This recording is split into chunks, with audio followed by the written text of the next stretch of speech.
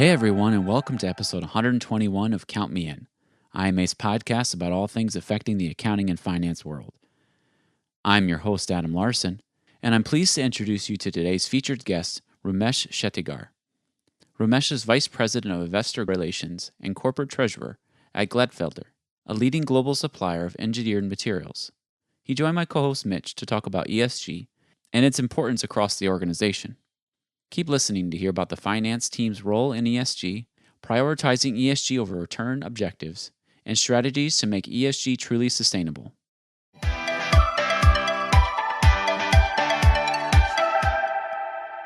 So, in your perspective, how have recent events increased the importance of ESG in business? And obviously, for our listeners, we would like to get your perspective, particularly for the finance function. Sure, Mitch. I'm assuming by recent events, you're referring to the pandemic, climate issues, social injustice, and corporate governance matters we've seen play out in 2020. If so, I think companies play a very important role in representing to employees and their communities where they stand on these topics. The pandemic, for example, has highlighted the importance of ensuring the health and safety of our employees and the communities where we operate. With regard to climate, corporations, I think, need to be responsible stewards of the environment in the geographies where they operate and need to abide by all local and federal environmental standards so that we can all preserve humanity's long-term health and sustainability for generations to come. We're seeing this play out in broader megatrends. For example, this move from fossil fuels and toward alternative energy sources or the plastics-free movement. Working for an engineered materials company like Gladfelter, I feel incredibly proud that we have focused heavily on natural and bio-based feedstocks in our manufacturing process. And our product innovation efforts are heavily focused on minimizing synthetic materials in the products we make. As it relates to social topics, employees need to know where their employers stand regarding racial, gender, and socioeconomic disparities in the workplace, and if their companies are playing an active role in facilitating an environment that welcomes diversity, equity, and inclusion.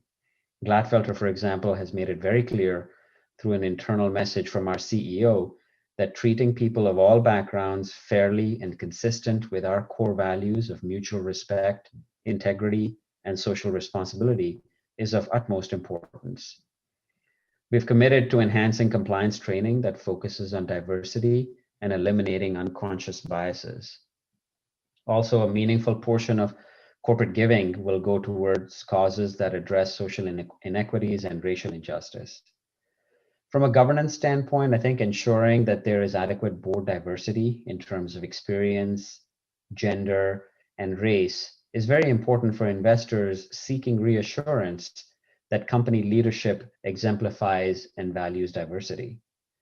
So bringing all this back to the finance question, which I think you're trying to get to, I think the long-term returns of these initiatives and the stand we take regarding ESG will ultimately be positive and rewarding for the company, its employees, and society. So I think that's how we think about what ESG does for us, particularly for the finance function. That really was beautifully said. And thank you for taking us through step by step. I think it was a perfect response. It's great to hear those kind of initiatives put in place and your organization really taking a big step forward in making sure that everybody within the organization is on the same page. I think that clear communication is vital for making sure these ESG initiatives are effective, really is what it comes down to. And you talked about the finance function, the long-term returns. I think it's been a year now with this pandemic that you brought up, and obviously there is a little bit of a light at the end of the tunnel. I think some people are starting to see it as businesses seek to return to their normal, and that obviously has a different definition than it did a year from today. But how do you prioritize ESG in relation to these return objectives that you mentioned within finance? Sure. So, the pandemic has clearly upended organizational priorities when it comes to ESG, and I think you said it well, right? We see the light at the end of the tunnel. We've been through this pandemic now for a year. Organizations have flexed and adapted to the marketplace and what the pandemic has brought about. But if anything, the pandemic, I think, has elevated the social aspect of ESG, which was already gaining momentum. Keeping employees safe, facilities operational, and servicing customers are high on the priority list, I think, for companies, and in a way represent the duty of care that businesses broadly commit to as part of their ESG focus. Therefore, I think ESG should not be seen purely from a return objective, because ESG initiatives are simply the right thing to do. Yes, companies of different sizes and complexity operate in different places along the ESG continuum, depending on their resource allocation to this important endeavor. And as you know, the ESG evolution is a journey, and some are further along than others. But that progress should not be driven solely by ratings outcomes or objectives. It should be guided by a company's core values and commitment to social responsibility. Businesses seek input from various constituents like investors, employees, customers, and suppliers to better understand expectations and what it means to be responsible stewards in the community. And that feedback guides their actions and priorities. So, what exactly is your method for communicating these ESG objectives with stakeholders? And, ultimately, how do you make sure they understand your efforts and get the buy-in from them? Sure. So our primary method of communicating our ESG objectives with stakeholders is through our sustainability report. In late 2019, we formed a cross-functional ESG steering committee within Gladfelter with a primary role of overseeing the sustainability and ESG strategy for the company and providing implementation support to Gladfelter's businesses and facilities. We worked with a third-party consultant to conduct a materiality assessment to identify our ESG priorities, particularly since we went through a meaningful strategic transformation as a company over the last couple of years, and we wanted to make sure our latest priorities align with the new Gladfelter. Our materiality process included peer and industry research, internal stakeholder interviews, ESG team workshops, and application of best practices. We also took into consideration the expectations and recommendations of leading ESG ratings organizations and sustainability standards, such as the SASB, Sustainability Accounting Standards Board, the GRI, the Global Reporting Initiative, and UN SDGs, which is the United Nations Sustainable Development Goals. We evaluated topics based on their potential impact on Gladfelter, the company's ability to impact them, and our stakeholders' interest in these topics. And we finally settled on 7 priorities, which are organized along the E, S, and G pillars. Those 7 areas are environmental management, innovation and environmentally responsible products, occupational health and safety, product safety and quality, community and employee engagement, corporate governance, and ethics and integrity. So focusing and elaborating our efforts in each of these areas culminated into publishing our first sustainability report in late 2020. We believe this enhanced focus on ESG is an important element of our ongoing strategic business transformation and ability to create additional value for all stakeholders.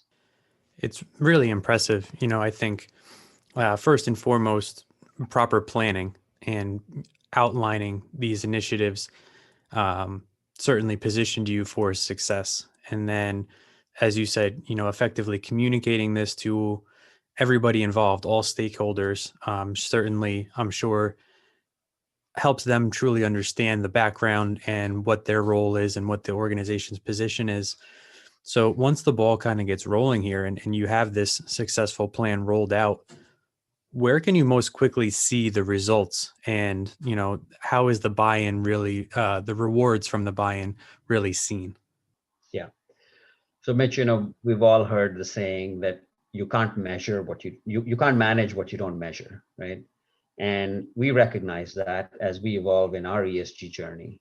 And we, over time, establish milestones and long-term goals against which we can track our progress. But for that to effectively happen, we need the appropriate systems in place to help gather and consolidate the data centrally, through which we can compare actual results to targets and have the appropriate reporting tools. While we have the resources within our operating segments and functional management to focus on the information gathering, tracking, and reporting on each of these initiatives, we need to achieve a level of automation to become efficient and seamless so that progress can be accurately measured and there is accountability. And that level of sophistication comes over time and with scale of the business. We've just gotten started on this long-term journey, but we see ourselves eventually getting there. So I know you mentioned, 7 priorities, 7 focus areas, and outlining how that all applies to the organization. As far as, establishing these benchmarks or KPIs, right? So you can measure your success. How many would you say do you have in place for each of those 7 areas, or is it benchmarks for the overall initiative? I would say it's benchmark for the overall initiative. As I mentioned, we've got these 7 key areas or 7 key priorities that we've outlined. And then underneath them, come whether it is water quality or energy consumption or waste reduction, product recalls or first-time quality metrics from customers that measure us and measure our performance. So I would say the KPIs do exist underneath each of these priorities, but they vary in terms of scale and in terms of the tracking of how each of these KPIs are performing. So I think some are more quantitative than qualitative. Clearly community and employee engagement, or corporate governance. These are things that have a qualitative element to it. But when it comes to environmental management, for example, carbon emissions or water consumption or energy usage are very, very specific and measurable metrics. That's excellent. And that was definitely part of my question also, is the qualitative versus quantitative aspects of it, just knowing how qualitative many elements of ESG really is. So that's fantastic. And, you outlined such a clear plan, the communication, the benchmarking. I think it's all incredibly valuable for listeners to kind of see how it's in practice. I guess from a bit of a higher level, if you were to offer advice, what kind of strategies or best practices can you recommend for making a focus on ESG, truly sustainable for the life of a business? If somebody were to be interested in bringing an ESG project forward within their organization, or maybe it's in place already and they want to drive it further, what are some of those best practices that you've seen along the way with your company? Yeah. So, Mitch, I think for ESG to be truly sustainable, it needs to become part of the company's culture. And that takes time, right? But it starts with the tone at the top. Having a sustainability policy that has been articulated and endorsed by the CEO and reviewed periodically by the board is good practice and evidence that the company is taking ESG seriously. This really serves as the backbone of the company's ESG mandate. And investors are looking for this level of commitment from the companies they follow and the companies they invest in. There also needs to be board commitment and oversight of a company's ESG strategy and programming. Beyond that, depending on the size and complexity of an organization, we're starting to see C-suite level engagement and accountability through the establishment of chief sustainability officers that drive ESG across the organization. And like I mentioned before, I think once a company puts the measurement and reporting infrastructure in place, it can be managed more effectively. And by tying compensation to long-term sustainability, which some companies are doing, we will see meaningful progress take place over time. Here again, this will happen as ESG and sustainability become embedded in the fabric of a company's culture, and business and investment decisions are made through the lens of sustainability. This has been Count Me In, IMA's podcast, providing you with the latest perspectives of thought leaders from the accounting and finance profession. If you like what you heard and you'd like to be counted in for more relevant accounting and finance education, visit IMA's website at www.imanet.org.